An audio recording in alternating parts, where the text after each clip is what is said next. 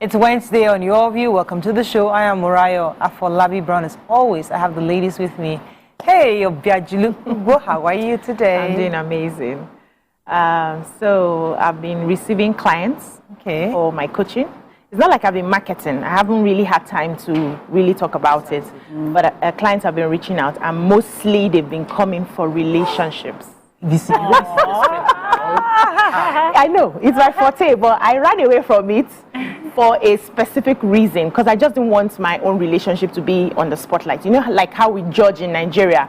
So they will not be zeroing into the relationship. Are they living what they're saying? Is she living what she's saying and all of that? So I just left it.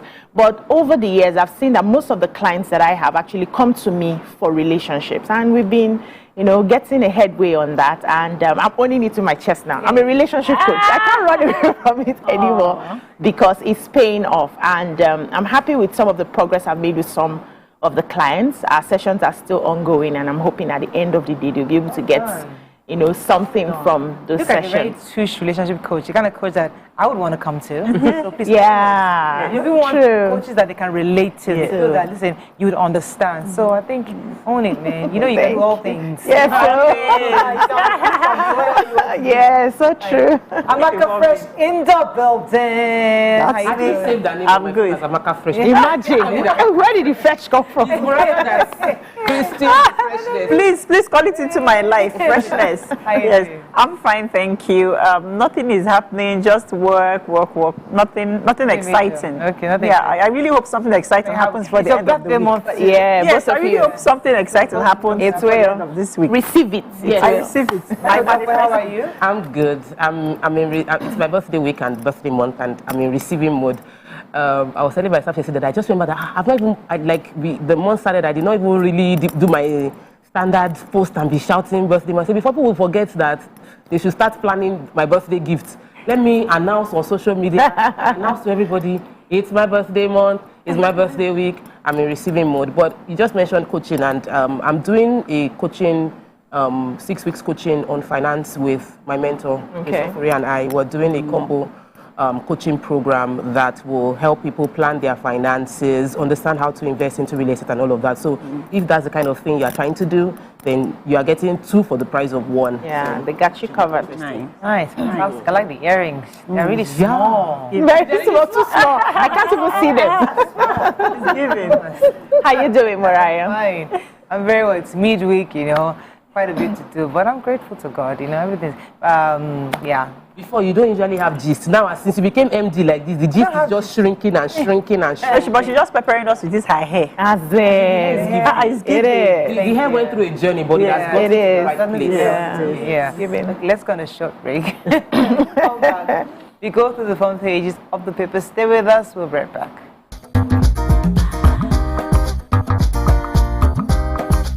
Stay tuned. Your View will be right back.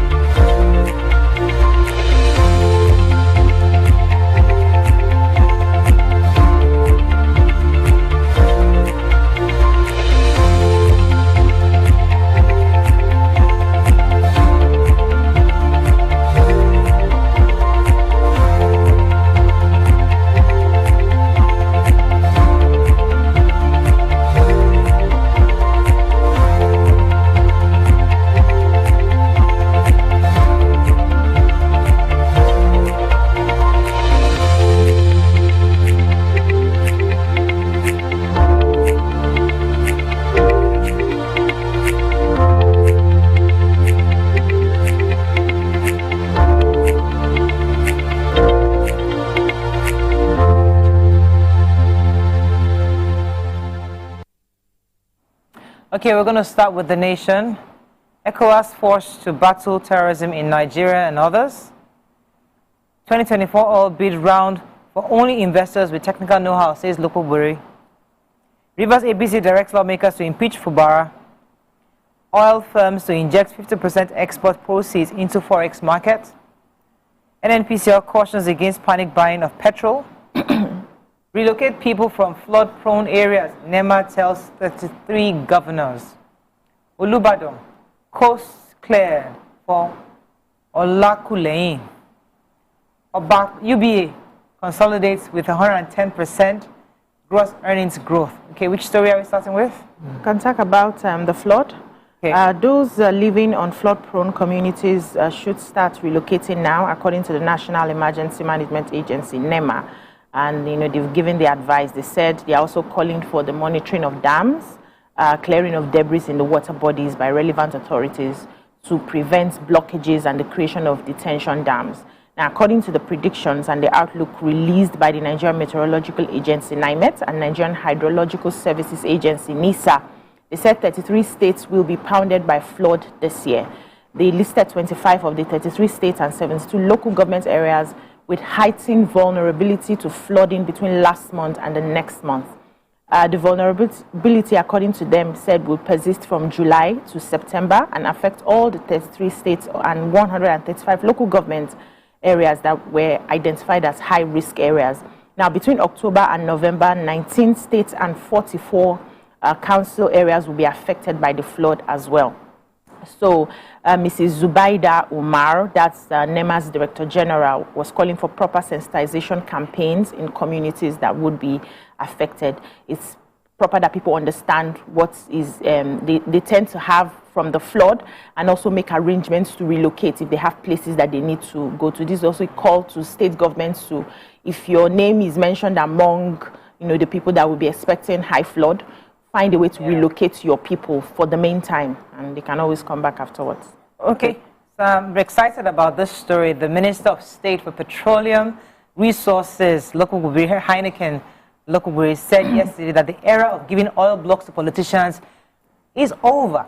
He said the 17 oil blocks, if you recall, I think it was last we saw in the papers that 17 oil blocks are up for bidding. Said that they said the 17 oil blocks for sale under the 2024 bidding round are for investors with financial capacity and technical competence. The Kubiri said that the reason why 90% of the fields that have been given to politicians is because they don't have the technical know-how. Now, many of them are coming back for renewal. He said that time we were giving to politicians is over. We're only giving to companies who are competent, who have the technical know-how, and have the financial capacity, capability to ensure that the government is able to generate the required revenue from those oil blocks. So we have noticed a lot of idle blocks and little or no investment done on them in the last 3 years of acquisition. I can tell you that 90% of owners of these blocks are seeking for renewal without commencing or investing in them. So these are politicians, and they're no more given to politicians, giving it to people who have the capability to do it. So the CBN banks were thrown into confusion on the 1st of May because people were bringing in the charges that the CBN had agreed that they would be charging on deposits. But the CBN has released a circular. The charges, if you make a deposit, would still be extended till the 3rd quarter of this year. So from now till September, you can deposit your money in the bank. What usually would have been obtainable would be 2% would be taken off 500,000 naira if you were deposited as an individual, and if you're a corporate entity and you deposit above 3 million naira, you would have had to pay 2% charges, and some banks started charging that on the 1st of May. But the circular has come out to say from Mr. Adetono Adedeji, the Director of Banking Supervision, that the suspension that was implemented as at December last year will continue. It will extend up until 30th of September this year. So this should be good news for those who were already worried about other bank charges, and I wish we could just preempt it. If I'm going to extend till December, let's just extend it from now till December and focus on other policies that will have quick impact on the lives of Nigerians. Okay, so we have Nigeria and other West African countries battling terrorism receive support from a standby force to be formed by the Economic Community of West African States, ECOWAS. It unveiled plans yesterday to raise $2.4 billion for the establishment of the standby force. ECOWAS Commissioner in charge of Political Affairs, Peace and Security Ambassador Abdel Fattah Musa broke the news yesterday. He said that we are faced with nightmare of having one of our member states being completely occupied by terrorist groups. He commended Nigeria for not letting for degrading Boko Haram terrorists and not letting them take roots in Nigeria, and also that they really tried in establishing peace and security so far in Nigeria. He also stated that Mali, they also had a training, capacity and research development of the ECOWAS standby force and general peace and security within the sub-regions of 3 countries. They had Ghana, which Nigeria, Ghana, and Mali was part of, but Mali was obviously absent. And it was being said that maybe Mali was absent because they are part of the country that decided to withdraw from ECOWAS recently. So basically, it was because of the Burkina Faso being totally ravaged by terrorism. Yes. Okay, moving on quickly now to the Punch. FG rubbishes Binance CEO's bribery allegation. FG woos global investors for 17 oil blocks. Abduction angers FIG reporter spent 7th day in police cell. Warnings of anarchy as APC demands for Barra's removal. Picture story here. Punch star testifies against Trump at hush money trial. Cybersecurity levy will worsen hardship, says Labour. Bullying. Police launch probe as Ekiti Varsity expels female students. And Ladoja withdraws lawsuit, clears path for Olubadan enthronement. Okay, so for those of you following international news, the porn star at the heart of the Donald Trump's historic criminal trial, her name was Stormy Daniels, testified on Tuesday about an alleged 2006 sexual encounter with the former president in a hotel penthouse suite. Trump, 77, is accused of falsifying business records to reimburse his lawyer, Michael Cohen, for $130,000 hush money made to Daniels on the eve of his 2016 election against Hillary Clinton, when the lurid story of the maritime infidelity could have sunk his campaign. So it was hush money, keep quiet, don't go out and don't publish this. So the people called Stormy Daniels as Trump, who is seeking to recapture the White House in November, sat at the defense table in the Manhattan courtroom flanked by his lawyers. It was just good to hear her testify against Trump. It's just interesting to see somebody, a trial against a former president. Yeah, so the porn star. One more story before we go on the break. Let me see if we have that time. No, yes, we do. Yes, so the federal government on Tuesday vowed to pursue the criminal case against the crypto platform Binance and its officials to a logical end. They spoke because there was a backdrop of bribery allegation made by the Binance Chief Executive Officer Richard Teng in a blog post published by New York Times. Top officials of the president described the allegation as false, saying that's unfounded. The accusation that some individuals demanded $150 million US bribe in cryptocurrency to settle the criminal charge against the firm. So we know how the story has been brewing, how one of the Binance guys had escaped from custody, and the second one was taken to Kuje prison, and they had said they will continue the case. It was supposed to be last Thursday, but now they have postponed it until May. Now, one of their executives had written that they got a call and said that they had to pay $150 million US in cryptocurrency as bribe to kill the case. And so he wrote papers on that one, but the federal government is saying nothing like that happened. They're going to see this case to a logical end. The federal government is also hopeful that they have good evidence to nail them. They also have an opportunity to help them defend themselves according to the rule of law. So let's just see how this case pans out. So on a short break. When we come back, we continue with our review. Stay with us. We'll be right back.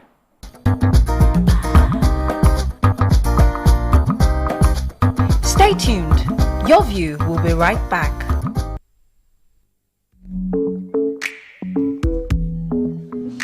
Hi. You don't know when you have bacteria breath, and bacteria may be the cause of it.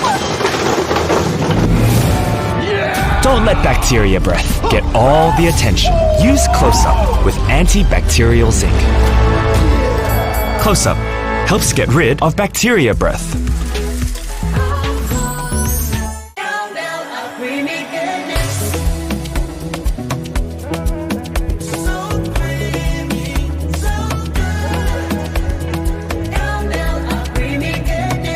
Enjoy the delicious creamy goodness of cowbell. With Vitarich and vitamin B9, which supports brain development. Cowbell, so creamy, so good. How do you make a complete meal in minutes? Try ABME.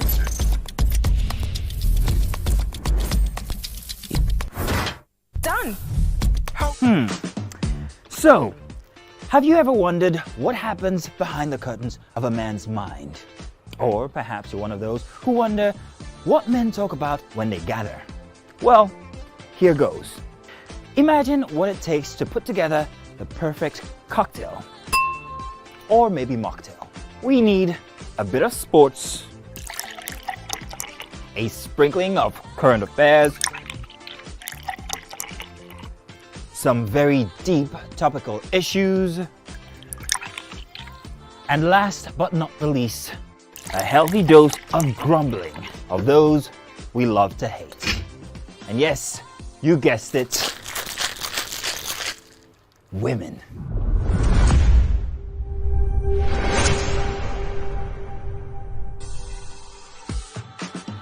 So, if you catch the drift, then you're onto something.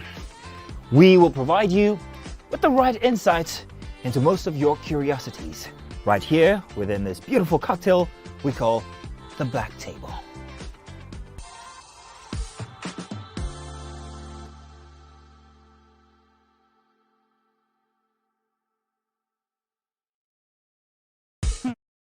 Ladies and gentlemen, make welcome the grand comedian of the Federal Republic of Nigeria, Gbenga Adeyinka the First. OJ right here, 7 of 7, like you already know. Gbenga right here, 7 of 7, like I'm beginning to know.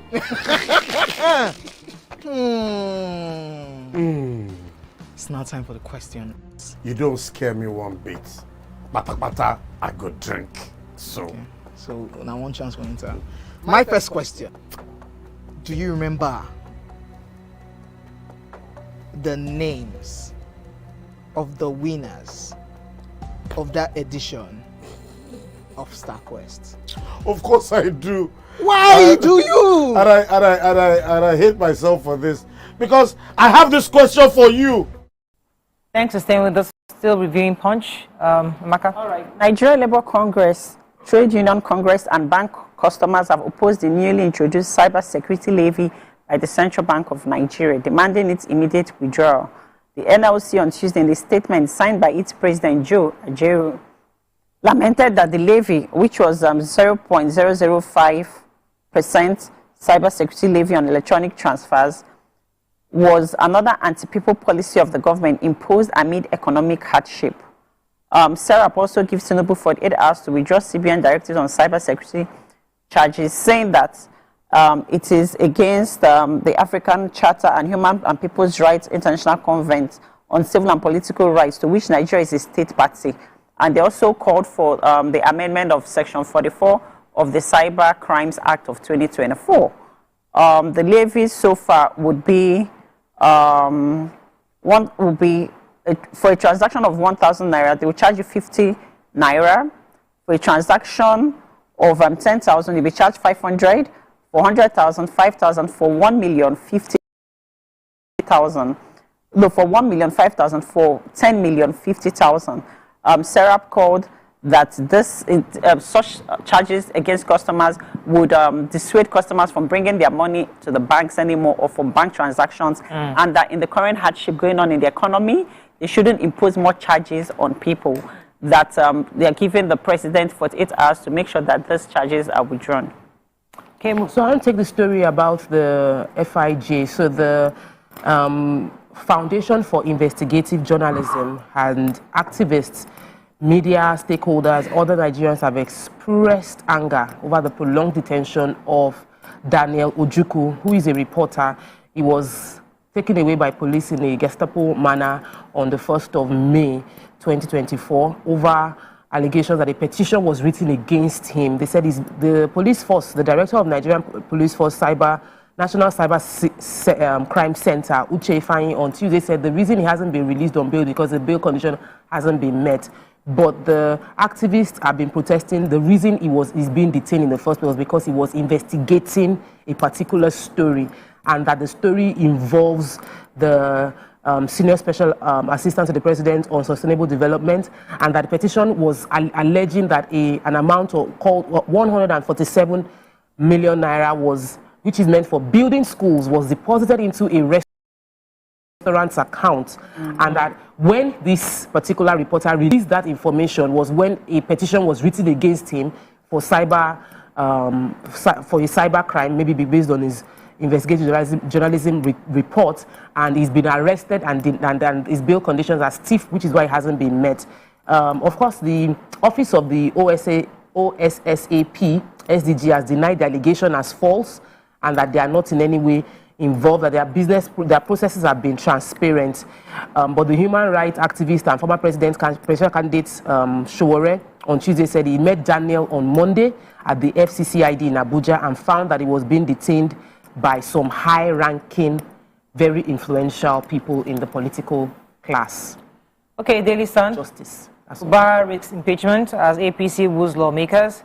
Killings, reps mandate Chief of Army Staff IGP to beef up security in Uzo-Awani. Asari Toru people thank Tinubu Wike for George Kelly's appointment. Serap gives Tinubu 48 hours to withdraw CBN directive on cybersecurity levy charges. Government kill 3 in Edo, kidnap 13 in Abuja community. UTME, JAM alerts candidates on activities of fraudsters, mischief makers. Akpabio picks holes in renaming of prison to correctional centers. And Lagos Calabar Coastal Highway, real component to GOP $11.174 billion. Okay, let me start with what's going on in Enugu State. If you recall, the killings and incessant killings and kidnappings in that Nimbo, Upanda, Ugboli, and in Uzo-Uwani local government area of Enugu State has been happening for a while. And because of this, the House of Representatives has directed and mandated the Chief of Army Staff, that's Taurid Lagbaja, and the Inspector General of Police, Kayode Egbetokun, as well as the National Security Advisor, NSA Nuhu Ribadu, to deploy more security personnel to Uzo-Uwani local government area of Enugu State, following all the attacks that are going on in that area. Many of them actually are saying that the terrorists, they are having a field day, killing people, opening fire on innocent lives, women, children, the whole community, killing them, especially when there's a local government. So they say that we need more security personnel in that area. Another lawmaker from Borno State, I can't get his name, Ahmad Jahab, said that there was no need for the country to tackle security if they can't even get help from other people. So he's actually advising that we should get mercenaries from other countries to come and help security operatives in that area, because according to him, Jonathan tried it and he was actually almost successful until Buhari came in and stopped the entire mercenary process. That is something that we can reconsider to support the Nigerian security within that area. And also ensure we use whatever is working. So no need of cancelling and stopping because you're no longer in power. Yeah. So the Joint Admission and Matriculation Board, JAM, has raised the alarm about activities of internet fraudsters and mischief makers who are out to deceive, mislead, and defraud gullible candidates that participated in the 2024 Unified Tertiary Matriculation Examination. And so they are giving the advice that candidates must protect their registration details. They should not disclose any sensitive information to any person who might end up using them for fraudulent purposes. They also said that the attitude of the mischief makers will only help JAM to further tighten the process of checking their UTME results to make it more personalized and make it more stringent, so that it's simple and straightforward and no other person would be able to, get a hold of it and use it for fraudulent purposes. So he said they are also, thinking about adding new features, such as registration number to the existing UTME result checking process going forward to make it extra difficult for anybody to edit it. He said, so far, none of their processes have been compromised. They will continue to protect the integrity of their systems against such malicious people who are hell-bent on creating confusion in the system, but they have not been compromised yet. However, they saw a release of, a publication that a candidate who did not even sit for the examination had his results published. Also, they saw another one where they published that about 531 people had an additional result that was released. So JAM is saying that we've not released the additional one. We're still looking through to be sure that the result is good before we release it. And, they are going to do everything in their power to make sure that they make it very tight. Now, you may have to use your own numbers, registration numbers, to get your result. The only way you can get your result, said the current result now is not even on the website yet. The only way you can get it is by sending that UTME result to 55019 or 66019. That's the only way you can have access to your results. Yes, exactly. The original one. It's a lot of work. Yes, I want to take the story of the Olubado. So we know that the Olubado stool has been vacant for a while.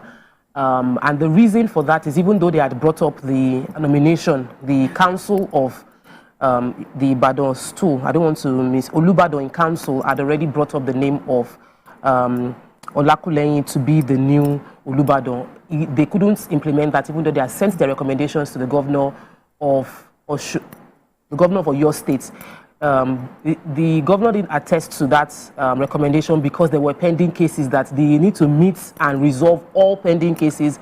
Every case is out of court before he can then approve for the new Olubado, the 43rd Olubado nominated. So, and this case was brought up by Senator Rashidi Ladoja, the Otu Olubado of Ibadan and the former governor of Oyo State. He has withdrawn the case. He said the reason he put up the case was because he felt the Olubado in council, all of them had desire against him becoming the Olubado when his own time comes, and he wants to be able to ascend that throne. That was why he started the case. But now he has done a meeting with everybody, and all of them have signed an agreement to settle out of court, and now the path has been cleared for the new 43rd Olubado, if approved by the governor of Oyo State, to be to take the stool of his forefathers. They said everything was done in according to them, the Olubado chieftaincy declaration in 1957, and there's no need for any out-of-court settlement because they followed the rule of their own integrated system within Ibadan. I'm so happy. I wish all other stools can just have the declaration that there's no controversy. We know who will become the next person. Vanguard, popular, the new masquerade actress Valeria dies at 81. Impeach Fubara now, Rivers APC 27 assembly members. 81. President Tinubu's first year in office, propelling Nigeria towards renewal, says Mohammed Idris, Information Minister. Controversy trails CBN cybersecurity levy on electronic transactions. FG removes signature bonus to who investors. And Tinubu returns today from presidency. States presidency. So the president has announced, the presidency has announced that the president will return from Europe today. If you recall, he had an appointment with in Netherlands to meet with the Dutch Prime Minister Mark Rutte over 2 weeks ago, where he then moved on to Saudi Arabia to attend the World Economic Forum. So then after that, there were speculations that where did he go? We didn't see him. Where is he? In France? Is he in UK? Did he disappear? Did he disappear? We're seeing also this one. The presidency has said that he'll be back today, so they're expecting the president. Another story in Vanguard, moving on quickly to Nigerian Tribune. Let's find a story of not taking helicopter operations, aviation ministry at loggerheads over landing charges. No more justification for stopping 35,000 naira wage award, says Labour. Proceed with Fubara's impeachment, Rivers APC tells lawmakers. Government abduct 13 Abuja community, demand 900 million naira ransom. And NNPC, we have over 1.5 billion litres of petrol that would last over 30 days. Yes, okay. So you want to take the last story? Okay. So the organized labor says there's no moral justification for the federal government to stop the payment of monthly 35,000 naira wage award to workers. You know, we've had that conversation, and initially they said they were going to be paying it for 6 months. They later moved it till they are able to renegotiate the new minimum wage. So Mr. Etim Okon, the president of the Association of Senior Civil Servants of Nigeria, said, you know, in an interview that it's worrisome that workers are yet to receive their monthly wage awards for March and April. And there's a misinformation going around that the 35,000 naira wage award was only for 6 months. And so he's making it clear that that wage award, according to what they had signed October 2nd, 2023, in the Memorandum of Understanding, is that they will continue to pay till the new minimum wage is going to be implemented, and there's no moral justification for them to stop the payments. So the government needs to pay the outstanding March and April salaries, understanding that a lot of people are still going through hard times as a result of the removal of the fuel subsidy and other things that we are paying for now. I want to take the NNPC story because... Okay, yes. Trouble is looming in the country's aviation sector as indications that emerge that helicopter operators are resisting the federal government's directive that they commence the payment of landing levies to its concessionary, Messrs. Dynamic Concepts Limited. They're also trying to call in, they're also saying that the charges are too much and that this might enable them withdraw their aircrafts But the federal government, it's also saying that this enables them monitor helicopters' activities closely, improve security, and address the issue of unknown helicopters operating within the Nigerian space. Okay. We have to wrap up now. I think that's all we can take on Front Page Review. When we come back, we want our hot topic of today. Stay with us. We'll be right back.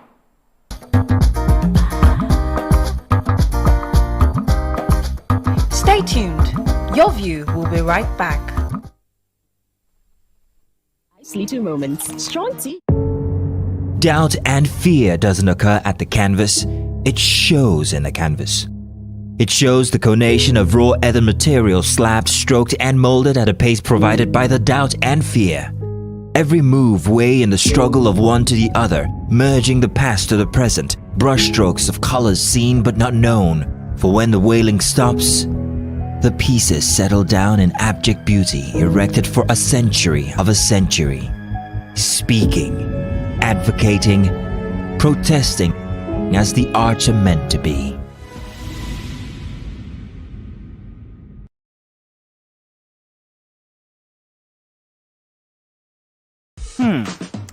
So, have you ever wondered what happens behind the curtains of a man's mind?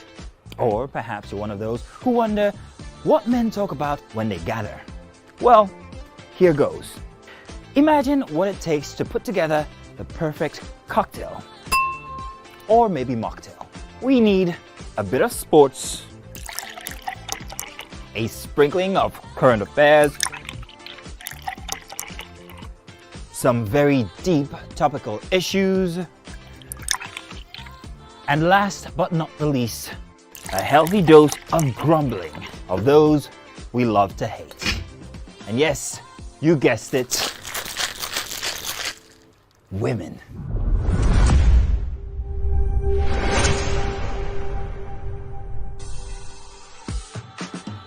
So, if you catch the drift, then you're onto something. We will provide you with the right insights into most of your curiosities right here within this beautiful cocktail we call the Black Table.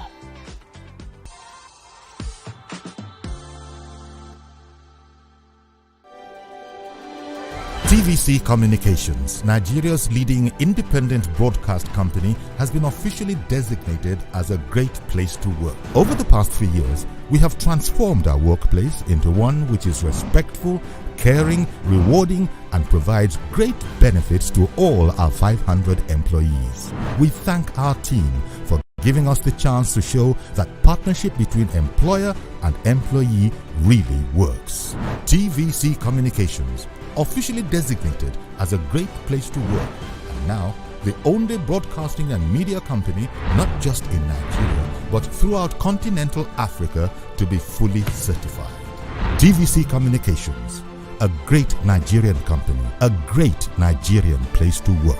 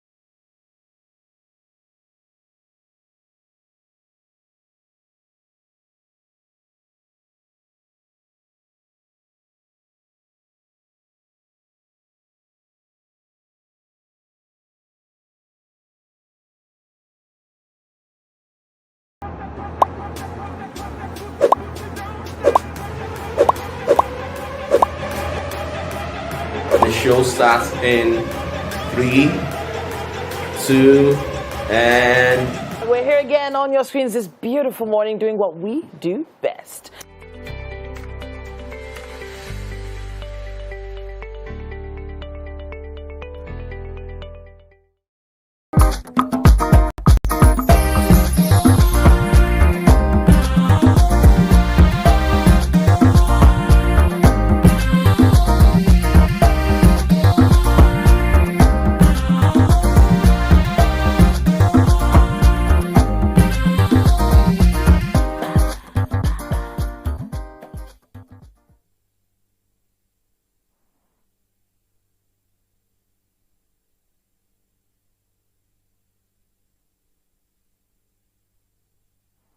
Thanks for staying with us. So there's a story that caught our attention of a mother who went to her child's school, accused the school of sending her child home because her child was late to come to school. I think the child got to school at 8:30 a.m. And she took on her phone, tried to record, accusing the school, obviously, why would they send her child home?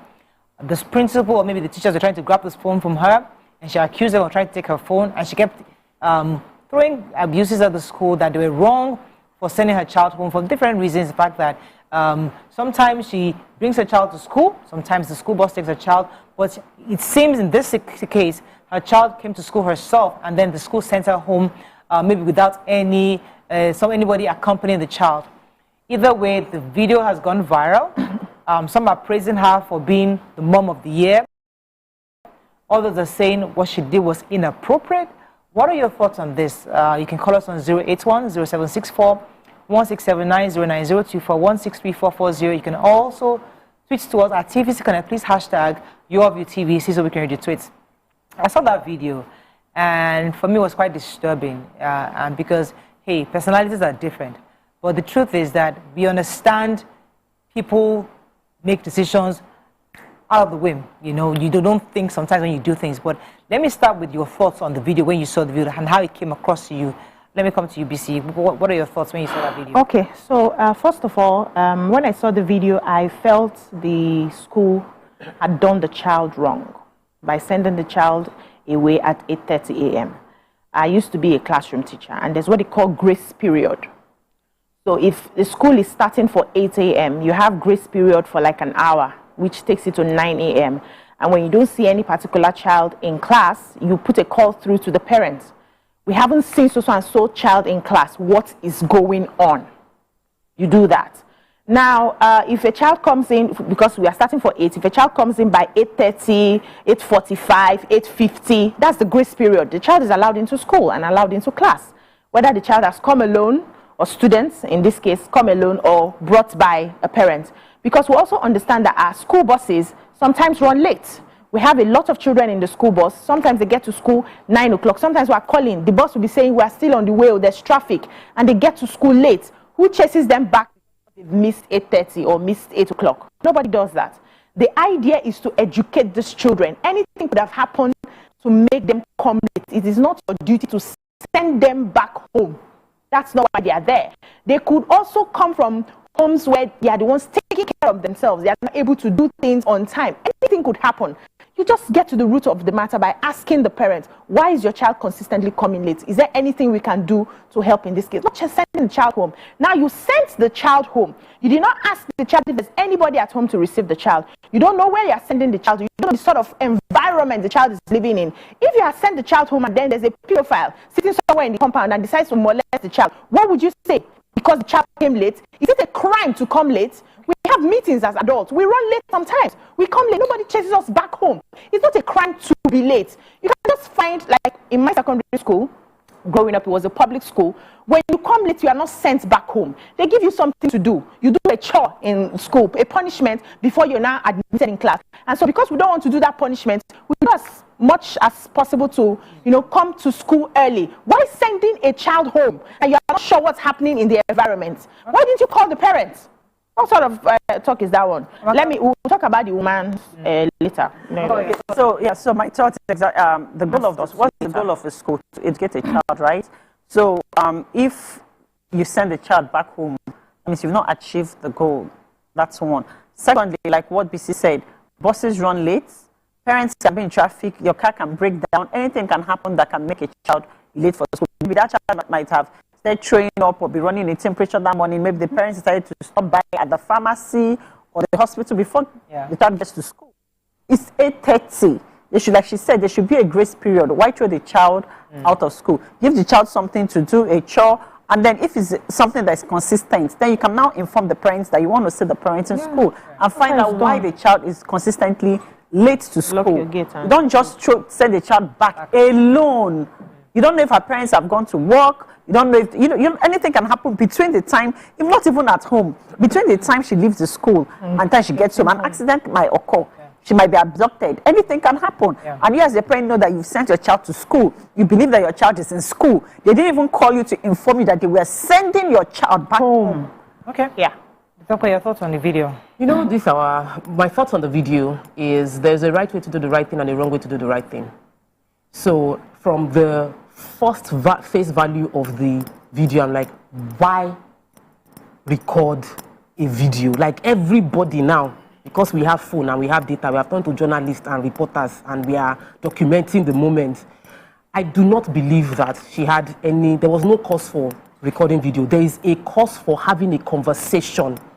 And you are an adult. You don't go and rant. You can be angry, controlling your emotions and express your dissatisfaction with how the school managed your child. Not you go there with a video and you are shouting and cursing and using foul language and causing pandemonium in the school because you want to show that I will make you go viral, I will call the name of your school. Calm down. Calm down. If they do something bad, you do something bad, does not solve the problem. If you feel what they've done was wrong, the way you handle it is a template your children will use as well. And this is the template that has gotten us where we are. This is not the way adults handle challenging situations. You find that the school has done something wrong, you will go there, have a conversation, ask them to, the school can apologize, that this is a wrong way to handle it. That is even if the school has not let you know that 8:30 was the cutoff time. Because if the school tells you 8:30 is the cutoff time, my children primary school, the gate is locked by 8:30.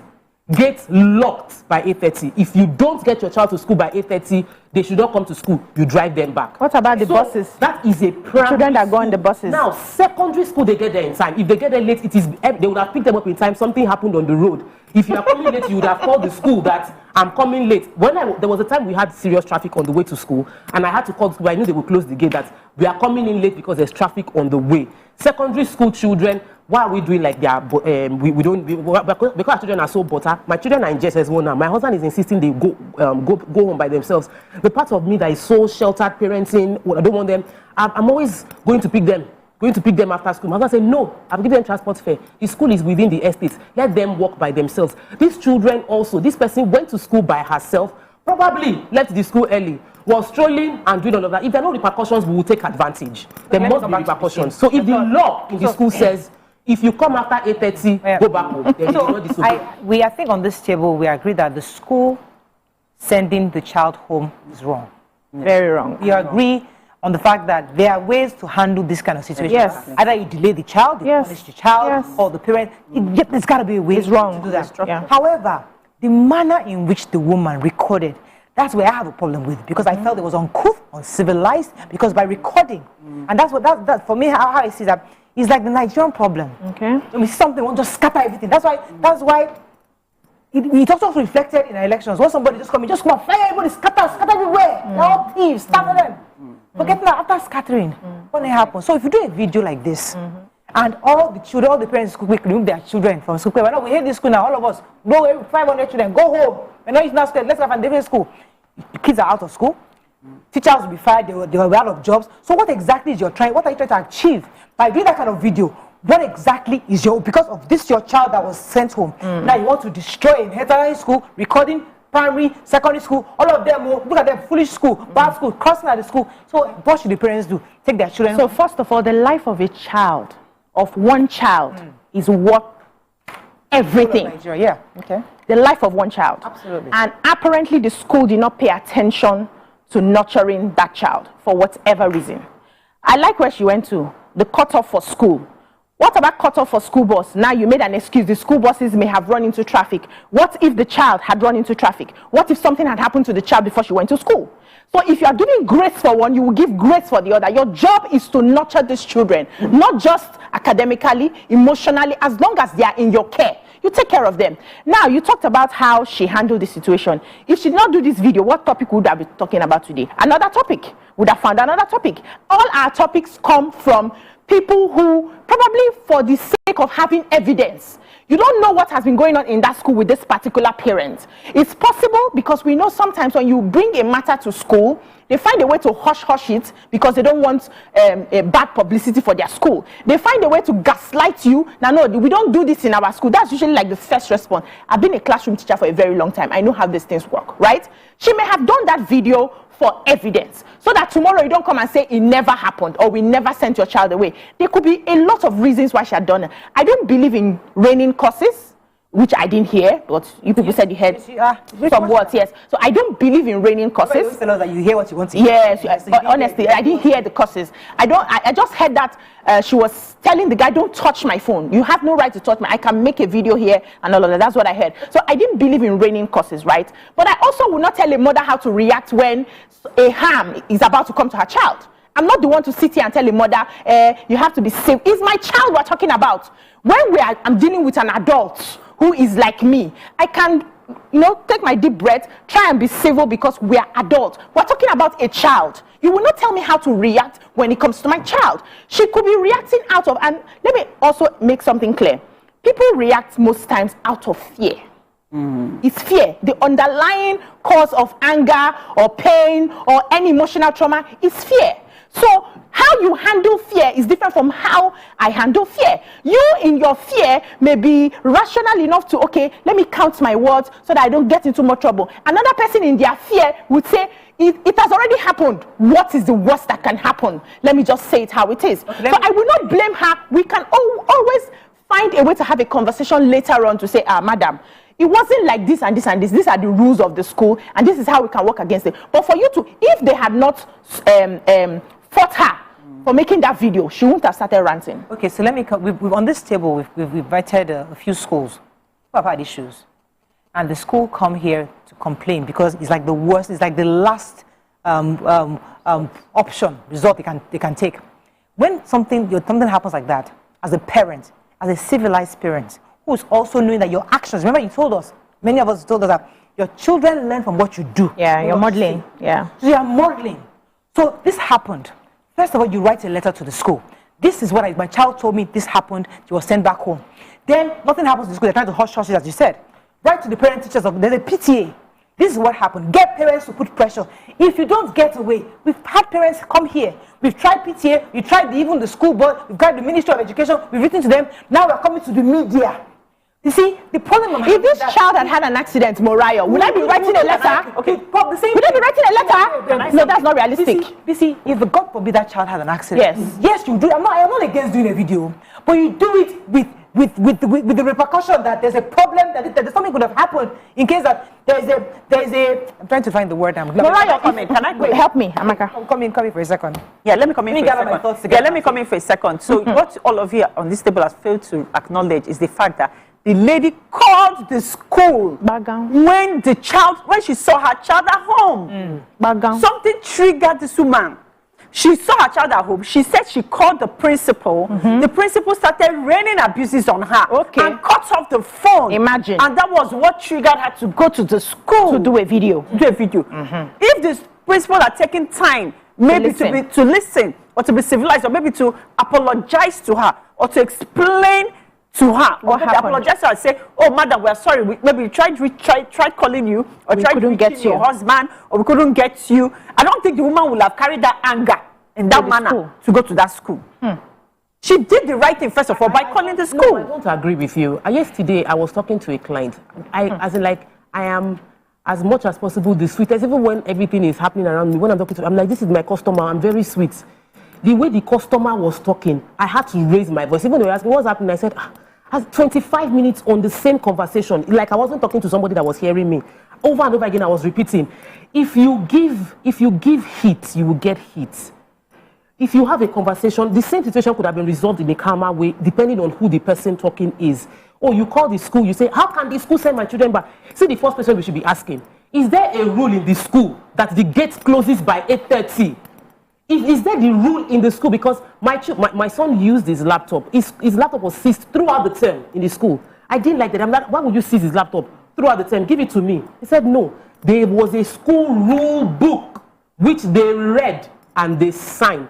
If you use your laptop outside ICT hours to do outside school activities, your laptop is seized throughout the term. That's a different case. Stop, man. Knew the rule. And that's a different case. If the rule says the gate closes by 8:30, that's a different case. The rule book says the gate closes by 8:30, and if the gate is closed, the gate is closed. And you come after 8:30. Is it also possible to talk about that, even with the past parents? Because when I was talking about repercussions earlier, what I was thinking in my head is that, as a parent, if I'm sending my child to school, it's possible that I already know she's going to be running late. The child who's walking to school, I know there's a problem. Even you as a parent, if you calculate the time I'm leaving the house, the time you get to school, there's a possibility that the time you get to that school, you're late. Yeah. And then you call the teacher ahead. I'm sorry, something happened. She had a running stomach. She's running late. There has to be communication. Yeah. So the truth that we don't know all the story. Yes. There could be a story from the side of the family, story on the side of the teacher. We would like to hear from the school also. Yes. But I agree with you. It is wrong for you to send a child unaccompanied. Oh, that's it. It's wrong. Yes. However, how the second parent, see, how the parent address that issue is a problem for me. Yes, so it's a problem. Yes. So we know that in this part of the world, and I don't know how we're going to ever get to that point where we're civilized enough to have quiet conversations and get a headway, right? But we know that in this part of the world, what people are afraid of more is a show of force. So when you want to handle issues in this manner, like the way she called the principal, and the principal was trying to shut her down. Imagine her counselor calling the principal. No, hold on. See, I am the one aggrieved. It doesn't matter. Moralo, I am the one aggrieved. I am the parent of the child who you have, excuse me, who you have sent out of your environment. Anything could have happened to her. And I raised my voice. It is your job as my it was that customer-client relationship to calm me down. Exactly. However long I want to do the shouting, you have messed up. You calm me down. Madam, please. Madam, can you hear us? Is there any, okay, can I call you back at a later time? Madam, calm down. Let's talk about the situation. Don't tell me to calm down. Don't tell me to, I can say it 15 times. 15 times, exactly. I am wronged in this case because it's my child in question. If it was an adult, it's a different thing. You can handle yourself. I don't know how we're going my to child, forward. I don't know how we can get to that situation. I beg. When they do after your picking, go and be speaking English. Because many of us travel. I mean, you go to Singapore, you go to they fight too. Excuse me. They will not send your child out. They will not send your child out. What I'm saying is that everybody can be uncivilized. We can all be civilized. Yes. White, yellow, green, blue, everybody. Yes. But you see, the reason why many of us admire certain communities, they do the right things. The people, not even the constitutional authority, the people decide and agree to be civil.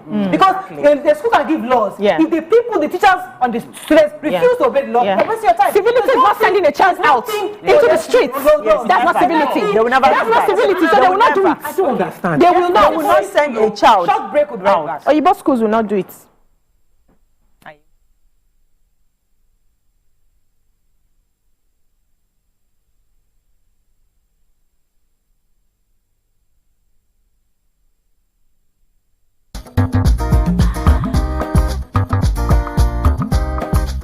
Stay tuned. Your view will be right back.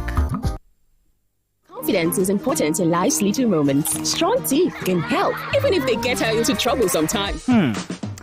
So, have you ever wondered what happens behind the curtains of a man's mind? Or perhaps you're one of those who wonder what men talk about when they gather. Well, here goes. Imagine what it takes to put together the perfect cocktail. Or maybe mocktail. We need a bit of sports, a sprinkling of current affairs, some very deep topical issues,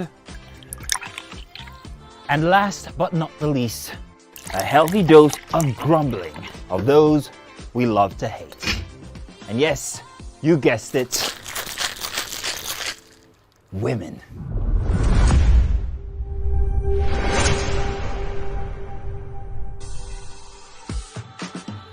So, if you catch the drift, then you're onto something. We will provide you with the right insights into most of your curiosities, right here within this beautiful cocktail we call the Black Table.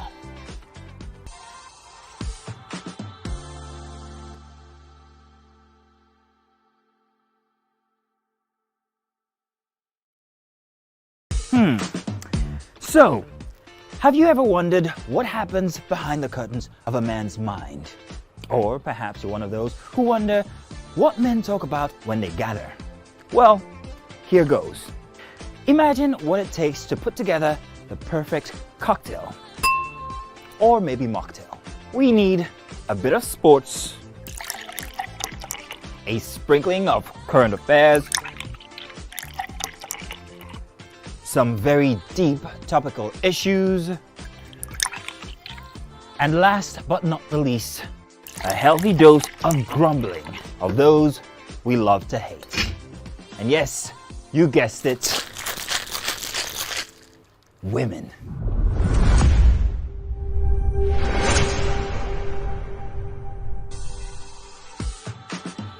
So, if you catch the drift, then you're onto something. We will provide you with the right insights into most of your curiosities, right here within this beautiful cocktail we call the Black Table.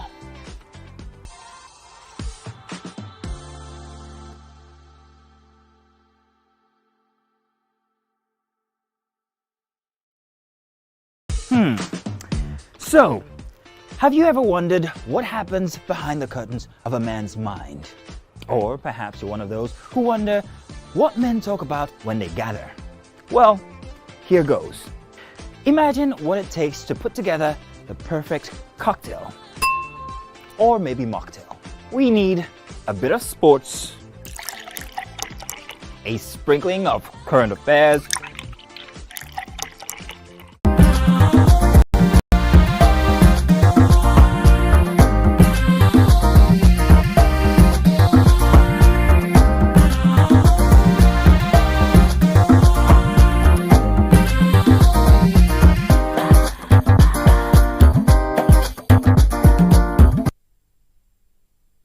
Thanks for staying with us. We're still discussing now because it's causing a bit of a heated debate here, which is understandable because we are different people, different adults, different decisions we make in our various lives. But for me, it's still how we move forward. I understand the society we live in. As Bisi said earlier, the only way you get things done here is shouting. Nice people don't get things done.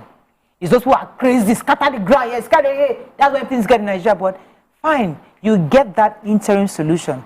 But when you now scatter the ground, what happens? Because I was trying to understand what the parent is trying to achieve by posting that kind of video. If I was going to do a video for every day, which is what BC said earlier, no problem. After I go to school, I accuse them. Why did you send my child home? XYZ reasons. And then I do a recording. I'm in school right now. My child was sent home. Not recording, not crossing out, not putting people's faces, putting people's lives in jeopardy, because right now, even your child, you put your child's life in, not life in jeopardy, but your child can be teased in school. Oh, that's the child that her mother was there recording, going on social media, because you are making things worse, you're aggravating the situation. When you do that kind of thing, now post on social media, we all cannot do this self-help. Because you aggrieve my child, I will post you and I'll scatter everywhere. To what end exactly? Now, thank God it's not a situation whereby the child got into an accident. This is something that can be redeemable, that can be amended, that can be fixed. How do you fix it? That's what a parent who is trying to train their child and raise a civilized child. How do I fix this? By not scattering to other children. The other time we're asking, something happened in a different school. And said, shut the school down, close the school down. I think, okay, close the school down. This matter can be investigated. You can extract it and investigate. But you can't shut the school down because there are also kids there doing their exams, taking their classes. You can't shut the whole school down because of one situation. So we also have to choose not to be selfish when we're trying to resolve our own personal issues. That's how I see this video. There's another angle to it, like I kept saying.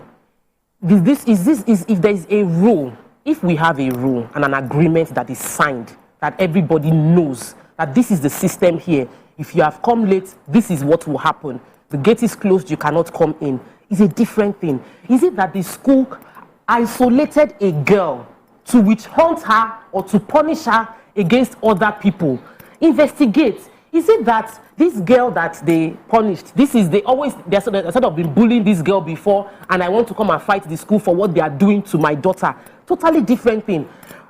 She mentioned that if she was the one that took the child to school, because an adult is there, if I take my child to school late, I call the school to explain to them ahead of time that we're running late. When I get to school late, before they open the gate for my school, and I'm saying this as a primary school, if a girl can walk to school by herself, she can walk back home by herself. There are risks involved, which the risk should be addressed. And the hope is not to just punish the school. The hope is to change the structure so that such things will not happen again. So if I have that conversation, it is this school, this thing is risky. What you did is terrible. I had a panic attack. I was about to leave the house. Other children, what if this happened? I think the policy should be changed. In case the policy is already written down, that if anybody comes late, what you will do is you will call the parents to come and pick up the children, or you give this kind of punishment for them to do. Then you can change the system to better everybody long term, not just to scatter things immediately they happen. We need to stop this. I want to go and share for them. Nigerians like them. If I go there and I share, they will know they see what has hit them. And then people on some comments too were saying this is motherhood. It is not motherhood. I know that I'm a mother, and I pray we feel like, oh, if it doesn't happen to me, I will be myself. The pressure will reveal content. Let me take Abdul Rashid from Kaduna. Thanks for calling. You're live. Okay, good morning all. I'm a first-time caller. Welcome to the show. My name is Abdul Rashid Ibrahim. On this subject matter, I think it's imperative to know that it's different from our days. How often do children even repeat classes now? But during our days, children that do not perform better repeat immediately. Now, if they repeat, the parents will go to school. Oh yeah, the school is not allowing them to repeat. So the school management now should also take, like, we are in a very dangerous society. You send someone child home and something happens. Bear the cost. So it boils down. Also, the parents they feel so much entitlement that we are the one paying the running of the school, so we can do as we wish. So sometimes deliberately they will allow their kids go to school late and blame the school authorities for taking action. So that's just my little thought. Thank you very much. Thank you. There was a point that BC made earlier that I'd like us to... Oh, I just lost that point.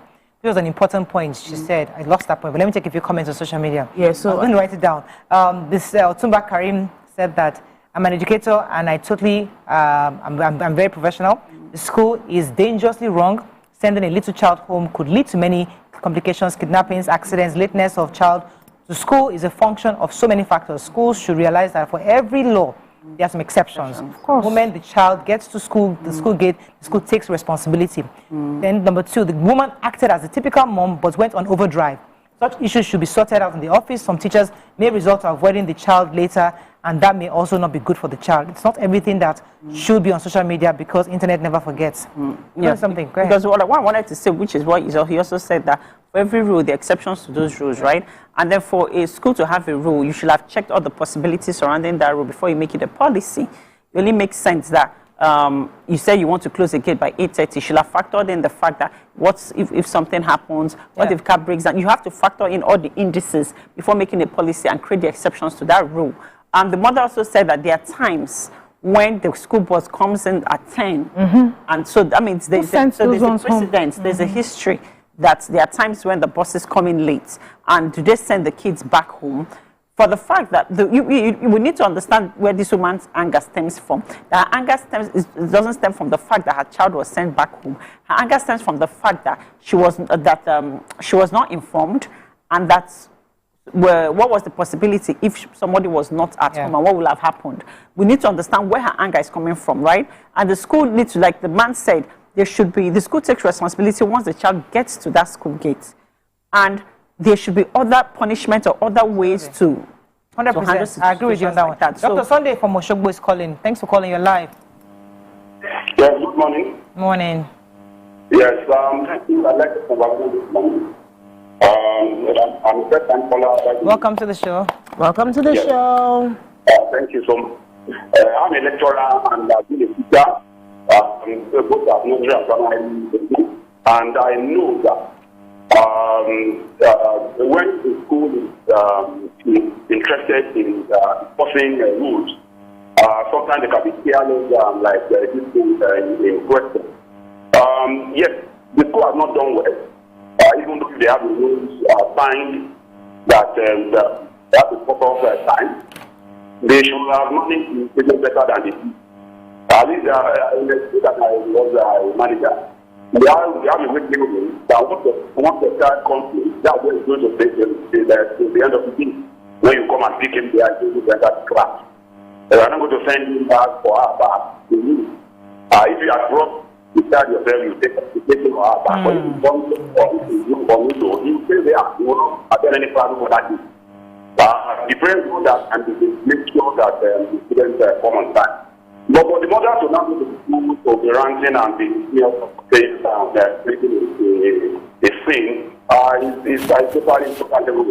We should condemn that. Everybody should find that action to examine what happened very well. That was not how to address this. And the school, the time the guy was coming, every school happened to the child on the road when he was late.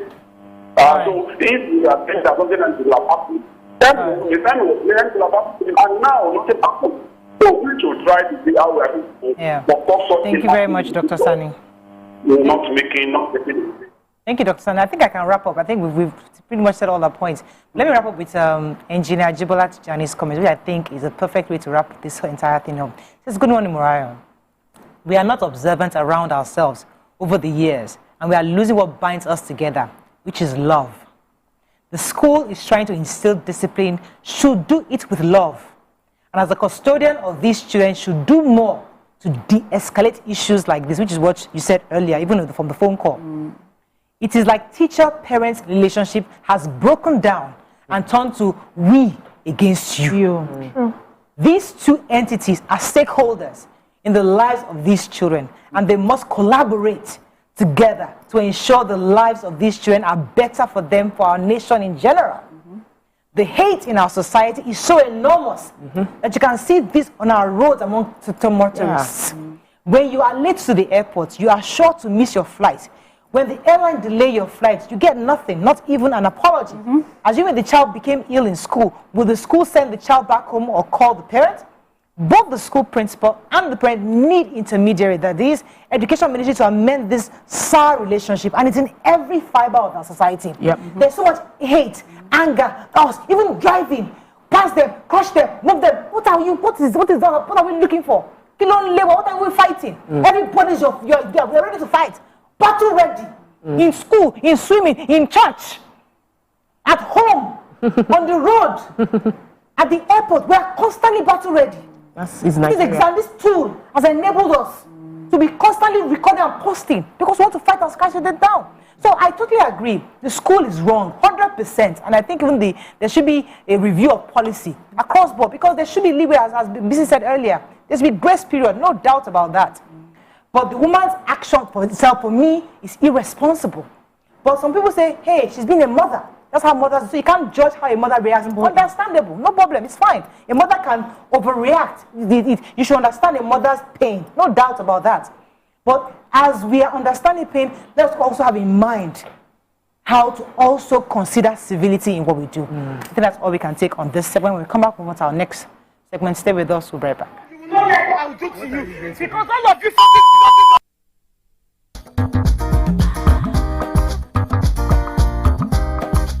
Stay tuned. Your view will be right back. Alright, everyone, open your ears. Make we talk. Ladies and gentlemen, make welcome the one who can make time stand still forever, Mr. Kelechi Amadi. How are you doing, sir? I'm good, my brother. You love that intro, Abi? Yeah. It was great. Okay, Thank you. We try like that. Thank you. Now my question, which I feel is a cheap question. Oh, go ahead. What does ISO stand for? That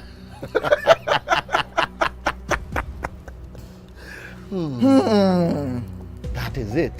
I think I'll drink. No, you're joking. I'm not joking. Kelechi Amadi. No. Shay, you didn't whine me. You're whining me now. I think I'll drink. Huh? No problem. Okay.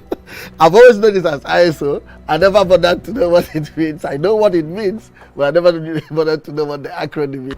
Tell me the brand of camera that I use, so much so that I even became an ambassador. That's very easy.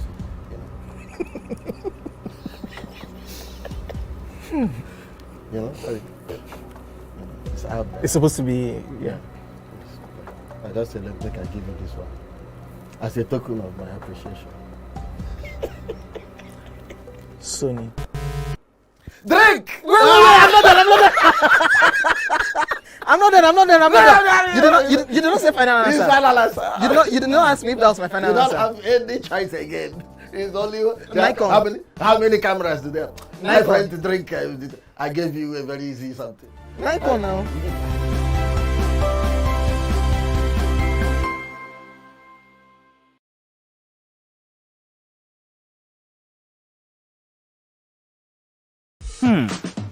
So, have you ever wondered what happens behind the curtains of a man's mind?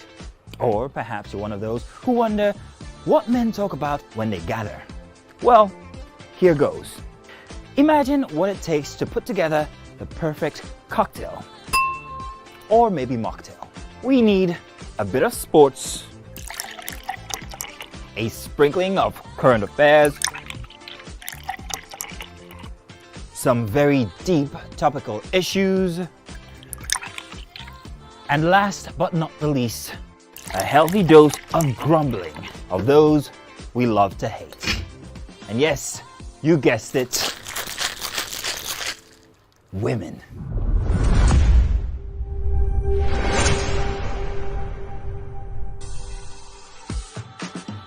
So, if you catch the drift, then you're onto something. We will provide you with the right insights into most of your curiosities, right here within this beautiful cocktail we call the Black Table.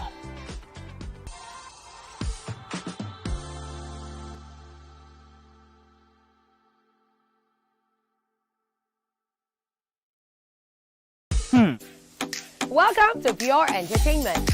What would you like to order from our menu today? We have the regular.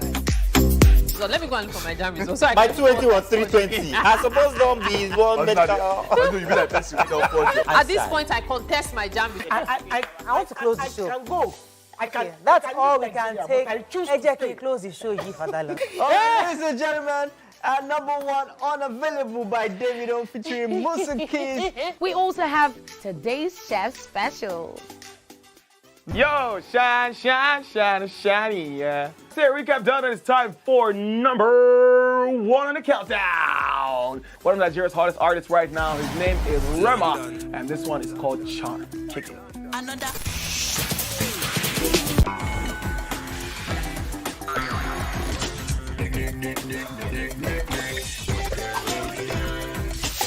For dessert and a bit of nightcap, we have the nighttime and online specials. I want to start the gym, yeah? But do you know one thing that's actually keeping me back? You should start the gym, though. You're getting fat. Cricket. She says she does pole dancing to empower women. What's the difference? There's a difference. That's what I'm saying. So pole dancer, you're already almost naked. You're already almost naked. No, the empowerment for me. Sex can make your relationship better. No. Sex can never be overrated. It is needed. Especially when it's good sex, too. Almost every guy has been with somebody's girlfriend. But they are for all of us. Thanks for staying with us. So another topic this morning that caught our attention on social media was actually on an X. And it was a man that posted it, a video of 3 sisters who allegedly seized and refused to release the corpse of their late brother to his wife and the children for past 5 years. And this happened in Nibo, Awka South Local Government Area of Anambra. Nibo.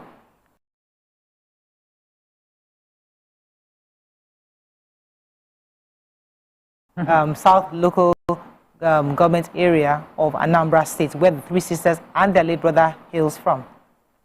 It was gathered that 3 sisters who operate a prayer ministry seized up the entire property of the late brother and denied the wife and her children access to them since 2019, when the deceased died after the protracted illness caused by an accident. Now, there are various levels here. Issues of culture, issues of the role of the wife in the home, the role of the husband, because a husband who has full control of his family can make certain arrangements or empower his wife enough to take certain charges, even if he's alive or dead. And also the role of the family in this whole. What are your thoughts on this? Because, I mean, one of the things I like about this is that we try to educate and learn from each other. So you can call us on 081 0761 679 0902416340. You can also tweet to us at TVC Connect. Please hashtag YourViewTVC so we can read the tweet. The burial me I know, usually, it is the wife that takes full charge when somebody dies. I've heard stories where somebody dies in Lagos and somebody will come from the village, either from the north, from the east, from the west, come and carry the corpse and say, no, the person must be buried in their home. Especially when the husband says, or the person says, I'd rather be buried in Lagos. There's always that back and forth. And then there's always the conversation that, no, the wife is in charge, or no, the family, the head of the family is in charge.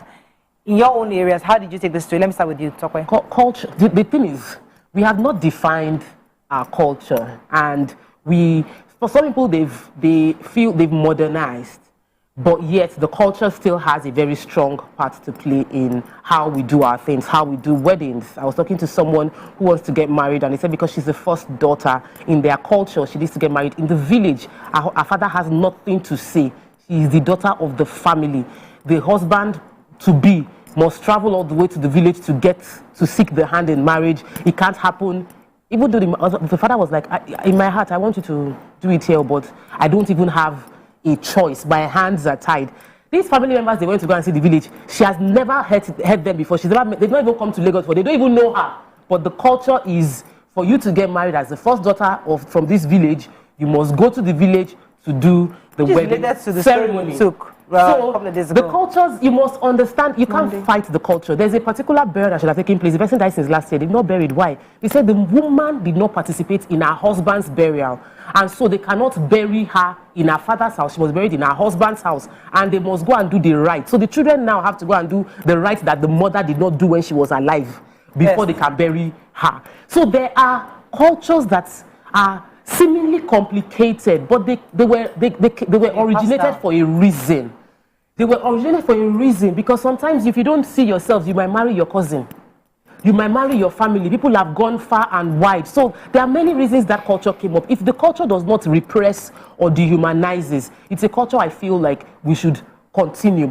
But if a part of that culture is repressing or dehumanizing, then we can review it. So in this case, this is not just about culture. In the case of this one, I feel there's a bit of oppression in this. 5 years is too long, especially when they've taken over the husband's property. Each mug will take if it is just that they took the corpse, but they also took over the husband's property. So I feel there's oppression. So it's the sisters now that held on to the couple and refused to release to the wife. Someone said they are calling three witches. I don't know, but they own it prayer ministry. And they own prayer ministry. So I think yes. So I think I think this stems from religion rather than culture, right? Because if there are three women, or the religion of wickedness. That's what I'm saying, because if they actually run a church, prayer ministry. Okay, prayer ministry. Yeah. So I want to believe that that is coming from that angle, right? Not necessarily culture, because 5 years is such a long time, and we can tell that there's my sister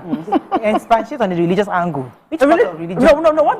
What I mean is that they might be coming from you know how people use spirituality to oppress other people and bully other people. Okay. So I think that's the angle they are coming from. They're using spirituality to oppress this woman and her children, because let me rephrase my question to you. Yeah. In the culture in Anambra, is it possible for the family to seize a corpse and not allow the wife bury the... So this is not about Anambra. This is all over Nigeria.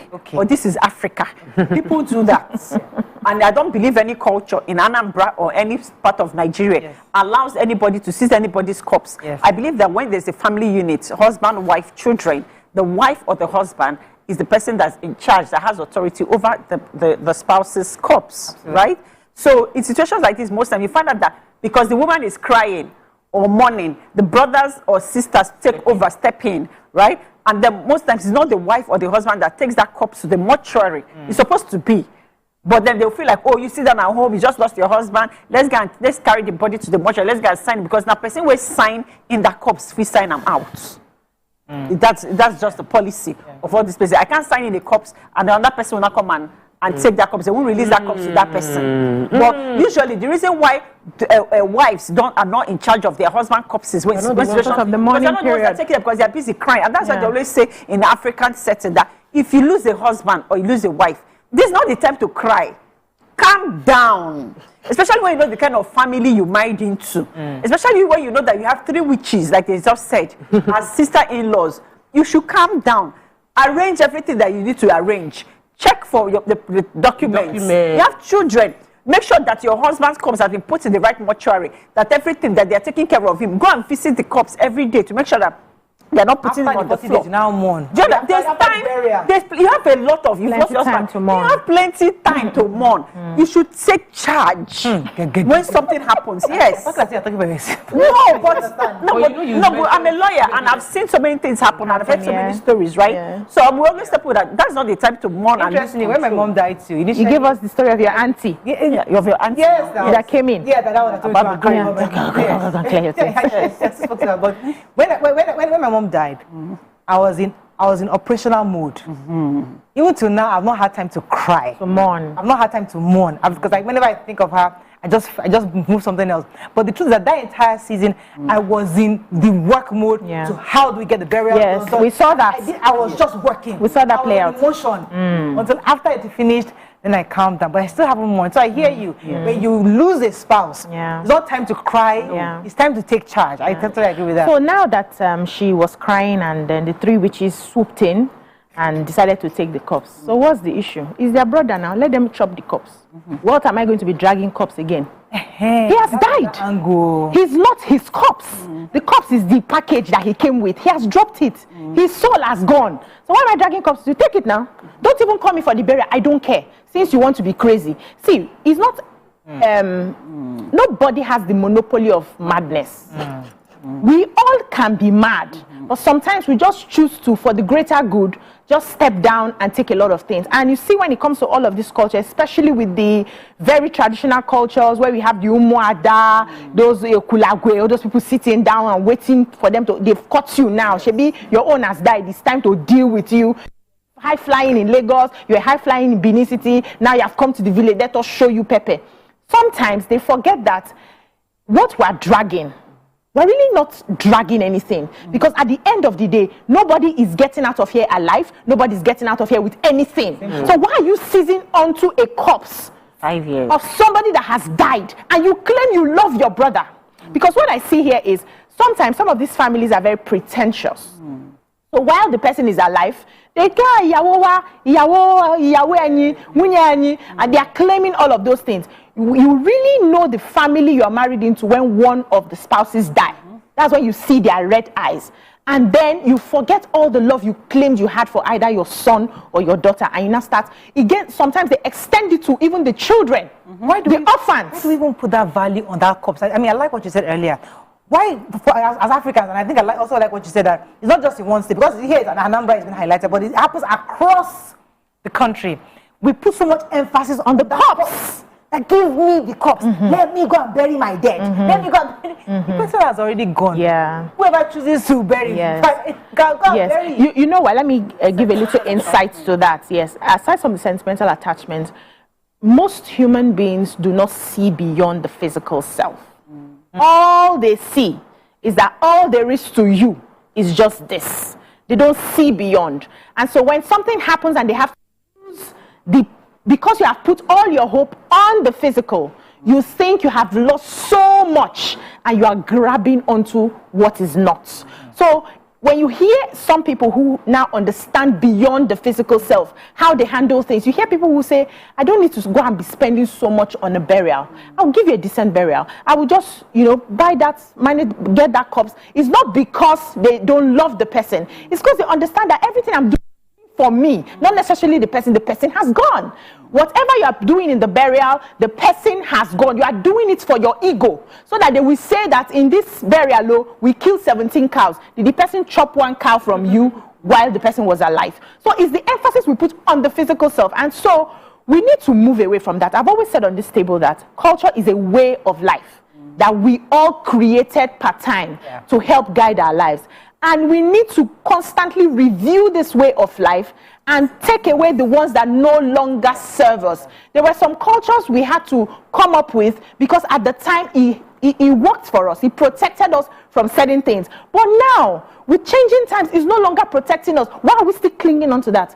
Because we see that as our identity. This is who we are. So if we remove it now, we don't know who we are again. No. Again, on all sides, there are issues. Issue with the three sisters. Issue with the witches. Also claiming.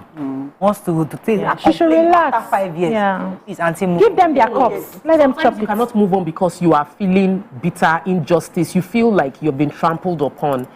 You built life with your husband, and then suddenly somebody comes. One, she has lost her husband, and then she has lost every property that she built with that husband, and she's left with responsibility. And the coach in me will say, if you don't push that aside, you will not move on. But the human nature of us will be like, you want closure. You want able to say that you didn't just trample on me and just go like that. You didn't just, I'm a human being, you're a human being, and because you just feel like, because there are three of you and you have family support, you can then just take over everything I've worked for. So there's that pattern, and as long as she remains in that place, she will continue to complain. Even if it will be 10 years, she will continue. She hasn't let go. She needs to give herself closure without their apology. Because they might never apologize, and they might even die before they apologize, and you cannot pause your life until three people realize how wrong they are. Because whether they are wrong or not should not pause your own life. So I feel really bad that she's in this situation. What we've drawn as lesson is that we will, at least if anything happens now, open your eye as you cry. Let your eye be open this side, they cry. Pack all the documents as you are crying. If you can pause the cry, pause it. Before anybody will now take these documents. even with parents. Because we're talking about it from this perspective of spouse. Even if someone's parent dies, now those are they cry, now they steal too. So you have to open your eyes and be present. And if you don't get forgiveness, still move on. You have children now. This woman should, leave the dead body has gone. Carry the spirit of your husband and raise your children and build wealth. You don't need a man to build wealth. You will take care of the children by yourself. Okay, so for me, this is the time when community comes into play, right? The role of the community. Yes, because I want to believe that this man came from somewhere. Even if, let's say, he's not from, say he came from, they're from Nibo in Oka South. Even if the man doesn't even have a village, or it's like the people that don't go to the village, or is in Lagos. For if you've lived in the community for so long, community has a say at every point in time. Let me speak for where I'm from. I'm from Onitsha. I'm a proud Onitsha woman, right? In Onitsha, before how they used to do the what's that thing they do the night before, the waykeeping. Then they wear all the ashwebi and stuff. They stopped all these things in Onitsha for burials because they feel that you should not impose so much hardship on the person or people that are mourning, have suffered loss, who want to just bury their dead. So they've cancelled all you cannot even feed people during the burial. If you don't want to do all these things, if you now say that, okay, we've arrived, okay, we can afford it, okay, we have the money, then come and pay a fine to wear shebi. Come and pay a fine to cook food. Redefine culture. Yes, so you can redefine. That's what I'm talking about. They changed that in Asaba too. Yes, Asaba too. Come and pay fine to do. Yes, to do all these things. So like you have to pay that before you then go. Yes, if you want to. If not, come and bury your dead quietly, and everybody goes. But if you not say you want to do it the big way, so you pay. Arrive now. You pay for it. You pay to where? Pay government. You pay government. You pay all those things. That is how culture should evolve, so that you don't oppress people. Exactly. In Lagos. It can start here, but you people like it. So when I went for my grand auntie's burial, because I grew up in my hometown Asaba, and I saw how burials were done. So when I now went for my auntie's own a few years back. Everything was just hush, quiet. There were no umada collecting rice, collecting money. There were no. Sometimes they will stand you, kneel you down. You will do some rites. I didn't see that, so I was talking to my dad. I said, Daddy, what happened? He said, no, the Asaba of Asaba made a law Imagine that. That you don't do this, you just, you know, if you insist, like you just said, you have to pay extra to the government. Exactly. The burial was so quiet, well, so done, and all the children came from Lagos. They've been in Lagos all their life. Everything, by next day, everybody was going back to their place. Yes, everything was well planned. You don't eat, you're not even allowed to eat there. You take your takeaway packs. Yes, it was neatly. I was so impressed because the culture was very. It was, yes, it was very impressive. She said they're up. Party people. You will like it party. Tomorrow you're okay. Your body will shake everything. But let me take this cup of water. Okay. I'll stay in your life. Thanks for calling.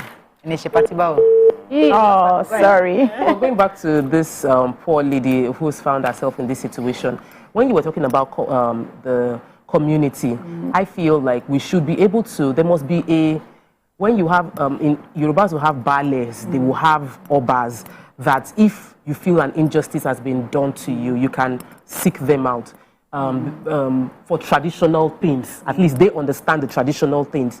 While if it is a legal thing, like property being taken over, you seek out the court, you go to the court system. What I know about the Igbos is that, correct me if I'm wrong, is that everybody is a chief, or everybody, there's no, they don't defend anybody. No, that's not true. You know, usually people say Iwenwe is there, but that's not true. Iwenwe is like that. Igbo people don't have a king, but that's not true. Every community has like a leader or has, there's still hierarchy. Yeah, it's not just as central as like the north or the south. What I is that, listen, everybody's a guy in his own place. I don't need to go to anybody to be begging for anybody. They have the elders. Yeah, we have that. Yeah. So a community can come to the support, and we really need to choose community. Many women don't like going to court to go and pursue cases against family members. You feel like, oh, family, if you go to court, what will not happen? Because long term, you have a long-term relationship with them. Your children cannot get married without family members, at least in the cultural sense of it.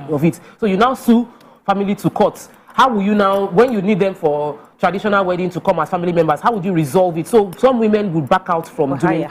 Let me take Katsina from Tony from Katsina. You're live. Okay. Hello, Tony. Go ahead. Good morning. Yeah, good morning. I'm with you. I'm with you too. Go ahead. All right. We are with each other. I'm a first-time caller. Welcome to the show. Okay. Please, on this issue, we all have different experiences. I'm in Lagos bred. I mean, I'm from the eastern part of the country, but I'm Lagos bred. I'm buttered. And you're living in Katsina, okay? Yes, I'm in Katsina. My issue is that some of us have had so nasty an experience with these people in the village, to the point that I have made my own law. I have made my own law. I've buried my parents. It's always culture that they use to oppress people. And something informs my decision. So when you say that somebody was talking about Asaba, I'm from that argument that they have to change the law. It was something that necessitated it. Yeah, sure. So at this stage now, let me tell you, if for any reason, I don't know, the burial aspect, I've buried my parents, no problem. But when it comes to giving my children out in marriage, my people there in TVC, nobody born of a woman, and I repeat it, nobody born of a woman can force me to go and give out my child in the village. Something informs my decision. I am the one nurturing them. I'm the one that has labored. I know what they did to my own father when he was giving us his own daughter, which is my sister. We have to do it, and let me not go there. So please, all this cultural thing, if it doesn't work for me, it doesn't work for me. I live my life. I make my life. I'm not talking about religion or anything. People bend it to suit their rubbish things that they are doing. So for me, I do what is workable for me as long as I don't break the Nigerian law. That is my decision. If Thank you very much, Tony. They can go to anywhere. Sorry if I sound a bit hard, but yeah. Thank you very much, Tony, because what Tony was saying opened another area of this discussion. The head of the family, the man of the house, taking charge. So he is taking charge, saying that as a father, he will not give out his daughter to, he will not succumb to anybody's rules or culture. Yeah. No, that's his own reason. I agree. But there are people here who have, I know I've experienced this whereby two cultures, two same culture, but two different religions. One says when the baby is born, you have to shave the head. The other one says no, you cannot. we don't shave head here. And then the two father-in-laws started fighting. Wow. Over the fact that you're not shaving this baby's hair. That one said we must shave it. It's part of our culture. Okay. And they're going back head to head. The owner of the child, uncle, the direct owner. The owner of the child was I think was going with what his own father was. His own father is the Christian. But the thing is, you know what you just said. This is a major, it's heavy. It's a major one because typically you don't own your child. When you don't name your child. Like why? Culture is you collect name. You collect name from grandfather, grandmother, aunties, uncles. Everybody will send the names they want to name the child, and all those names must come together. If in birth certificates, I know that some people would like, you cannot put, if you don't put my name inside the birth certificate, as in like the father of. Where will you see the birth certificate?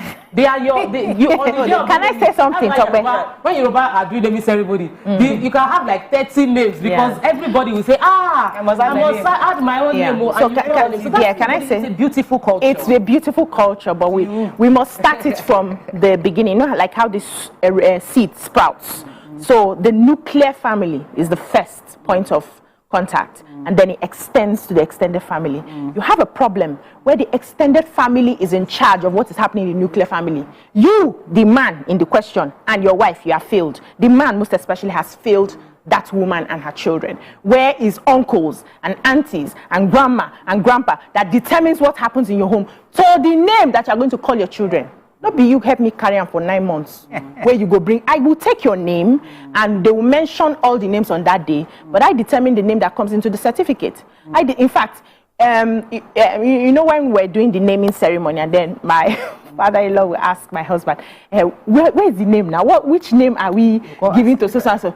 My husband said, let me go and ask my wife. I have the names of my children from NYSC. Yes. Okay. NYSC. So, okay, hold on. I'm going to commercial break. Oh, wow. I have a perfect story to also add to yours. Stay with us. We'll be right back. Stay tuned. Your view will be right back. How do you make a complete... Ladies and gentlemen, we have Made Kuti in the building.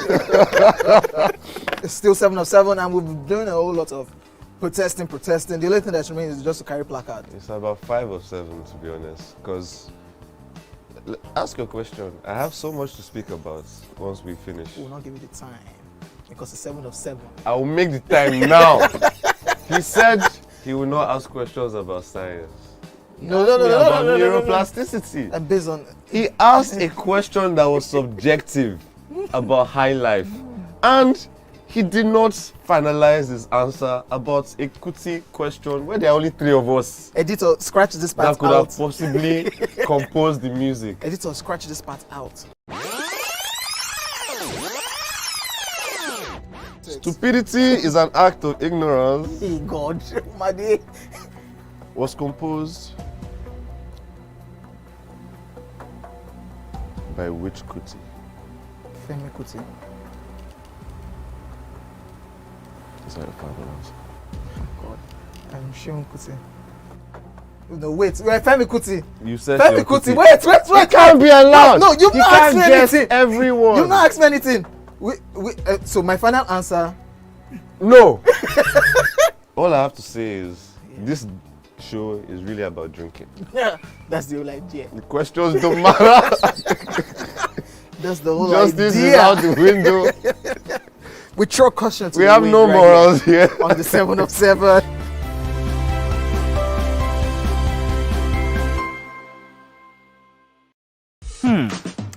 So, have you ever wondered what happens behind the curtains of a man's mind? Or perhaps you're one of those who wonder what men talk about when they gather. Well, here goes. Imagine what it takes to put together the perfect cocktail. Or maybe mocktail. We need a bit of sports, a sprinkling of current affairs, some very deep topical issues, and last but not the least, a healthy dose of grumbling of those we love to hate. And yes, you guessed it, women.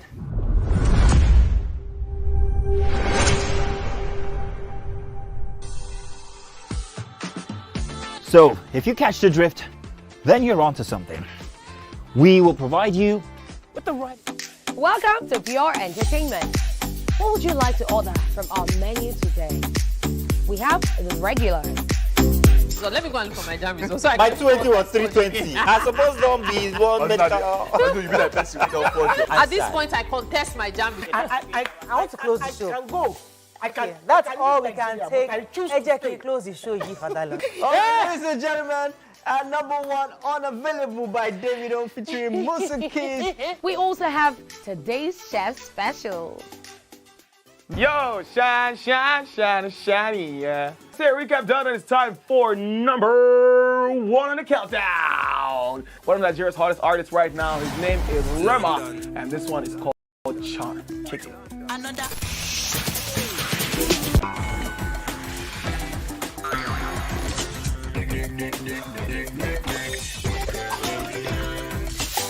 For dessert and a bit of nightcap, we have the nighttime and online specials.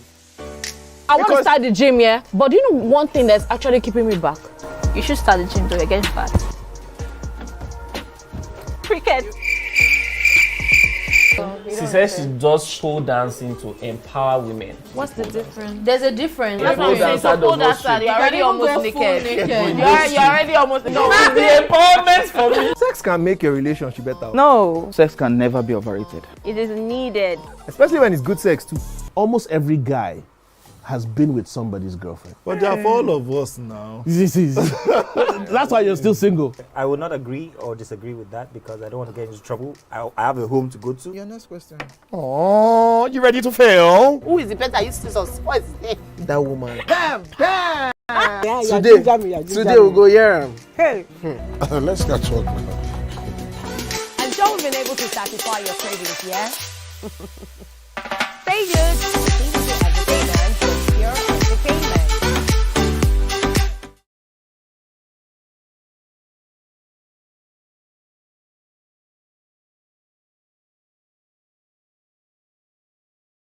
People have that sentiment to certain things because of this how we've been doing it. But hey, as you said, culture is evolving. We must only do it to fit. There's something you're going to say before we went on the break, or? Yeah, I wanted to we don't have English names. I don't have an English name, right? And then my siblings now they are giving their kids English names, and the first name is always my brother and the wife that have a say. Then the middle name, my parents or their spouses or the in-laws, they give the name, so they decide which one goes. So I think it's okay if the parents and grandparents have a say. That's a nuclear family, but when you start getting to extended family and they're not the one calling the shots. Not the Papa Thompson. Yeah. So let me also add something to what Amaka said. So I believe that a child, when you get pregnant and a child is given to you, by the Almighty, the child is given to you because you are there as the guide, the nurturer.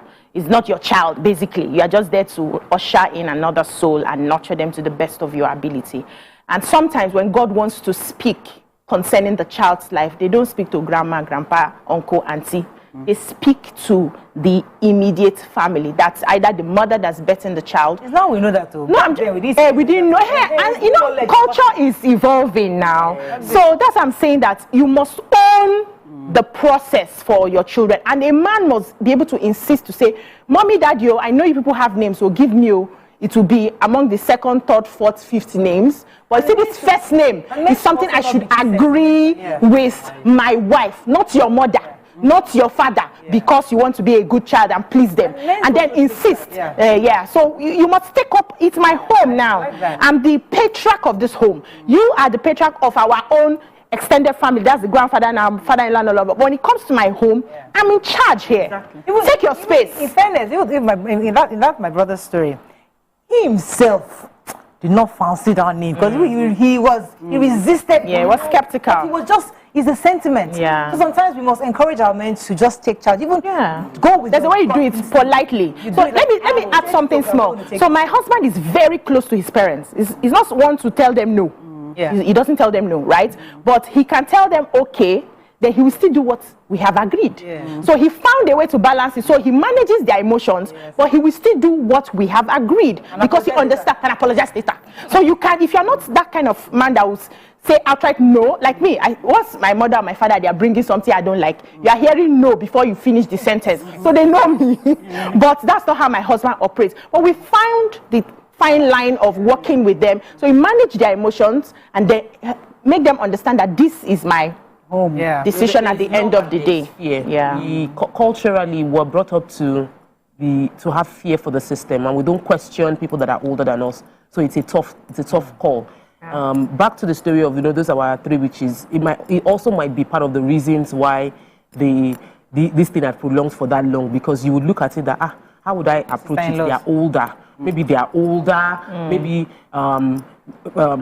are in a place of authority because they have like a prayer ministry. So there's a spiritual side and then there's a cultural side, and we need to find a way to be able to express ourselves in a way that I don't have to agree with you, but I would let you know that I'm not going to do what you said, though. I really will not. I have someone that is still single till she's single. She had a serious relationship, like very serious relationship with someone that was from a different region, and her parents insisted no, she will not marry. And me, we're in the same boat around the same time. I was also facing parents who were saying no. I said, you tell them that you are going to marry this person. You will tell them. You will pray, you will do, but you will tell them. She couldn't. Oh, she wow. The relationship. When me, I was like, mommy, we die here. This thing. Probably regretting. But we had the conversation actually. We did have a conversation about 5 years ago, and she was like. But she married somebody else? No, she didn't. She's still not married. Yes, but the person was a good relationship. Jesus but Christ. It was just, and we were neighbors. We grew up in Mount together, so I knew the parents. I was like, the parents don't carry fire on their head now. You can approach them, and you even have option. You have a sibling. I didn't even have any sibling. That was the only way they could do this. So I remember we had a story that the lady who was over 50 sent yes. Something happened to her that I think hers was religion. She was a Christian, and the love of her life was a Muslim, and he really, really loved her, and they loved each other. And her parents insisted that this marriage cannot go unequally yoked. And since that time, she never, and right now she regrets because she has buried her parents, but she's filled with resentment. Yes, she never before listened to them. So I guess we also have to find a middle ground, because they also tell you, what your mother can see sitting down, you cannot see standing up. So the same. So how do we relate it? How do we? Can we? Okay, but I want to say something, as in, because I want to go back to the woman and the corpses, because where they said that the three witches took the properties of the lady. Three sisters. Three sisters. And witches. Yeah, witches. Three sisters. But you know how, like, when they say the person that is in charge of the corpse is in charge of every other thing, because for you to have kept a corpse in the mortuary in these hard times, you're paying weekly, or is it daily or monthly for let them pay. That means there's money. We need to take that into consideration, right? And then are the sisters taking the money from the woman? Is that what is giving them control over the property? Because they need to keep paying. And are they using death certificates? Yes, because are they using that as a way of siphoning money from this woman that they are paying? They need money for the mortuary. They need money for. Do you understand? So there are different angles to the story. Yeah, exactly. I wanted to correct. That's another angle we look at it. Because those women, obviously, there's something that are benefiting from retaining and withholding that family. I never just know. Yeah, to add a little to the other one where, you just gave an example of a woman who wasn't able to marry the person she wanted, and then after parents are dead, she still feels pain and resentment. Supposed to know better. Yeah, they are I like that word. You just helped me. Supposed to know better. I'm really sure. Not all of them know better. And that's why, as a woman who is getting ready to be married, you must hear for yourself. Nobody should hear on your behalf. Your mother cannot hear on your behalf. Your father cannot hear. You can take their counsel and listen to them, but you must have enough discerning spirit to know that this is it for me, and be okay with the consequence of they are not giving me their blessings, and I'm fine. And if you enter and it comes out wrong, own it. Yeah. I goof. Yes, it's me. Own it. Because sometimes we assume that because they don't give us their blessing, that we enter and it will not be right. The ones they gave blessing, how many is right? It's not by like that.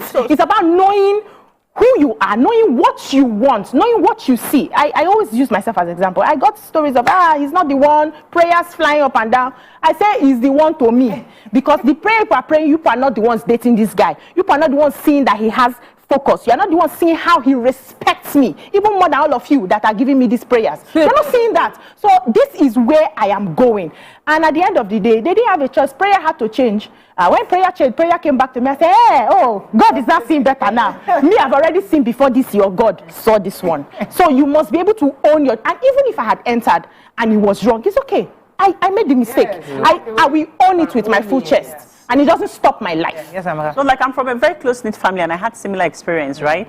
And you need to understand sometimes, depending on how we're brought up, I'm a very stubborn, I'm a very, very stubborn person. Anybody that knows me, like said, that before they bring the matter to the table, they know. I'm that child, I'm very outspoken. But when it came to that issue of marriage, for some reason, that stubbornness left me. Wow. And then because for me it was important, like how can I get married without my parents being there? Oh, wow. Without my family being there. I've always been in that family unit. I'm from a very, very extremely close. Let go of a man because right? No, then like you talked about hearing. And then I now had a dream that wasn't very pleasant to me. I don't know if that dream was out of fear, because sometimes dreams can come in different ways and be triggered by different things. But I just didn't want to take that chance. And so I started questioning certain things and then questioning the fact that if this guy was so crazy about me, in fact, he should stay to the end or to choose my path. Then you not find that I start making certain excuses, and age also matters. You know, you find out that when you're more mature, you will have handled certain situations differently than it actually is. So people were all different and different situations handled. Yeah, just this is the tip of the iceberg. Don't worry, we'll enter this story. Never. You will give us the juice, around it. This is juicy house, but the potato has gone. We can't juice it today. We've gotten the idea now. We'll come and we'll penetrate next time. That is all we can take on today's show. Hope you learned a few things as we have. No comments. I think I have 1 minute left. No calls. Social media. Social media. So you two people yabbed me today very well, and I was not in the mood to reply. I woke up on a good side. Let me leave that. I'm not reading any of their messages today. But they are telling you they love you now. And Oluwapo says, I love BC. Okay, thank you. See love. So someone, Moyushala says, elders that don't take good care of deceased will want to have a say during the burial. So that's another angle. Yes, you were not present when they were alive, but you are showing up. That is all we can take on today's show. Hope you learned a few things as we have. Have a great day. We'll see you tomorrow. Bye for now.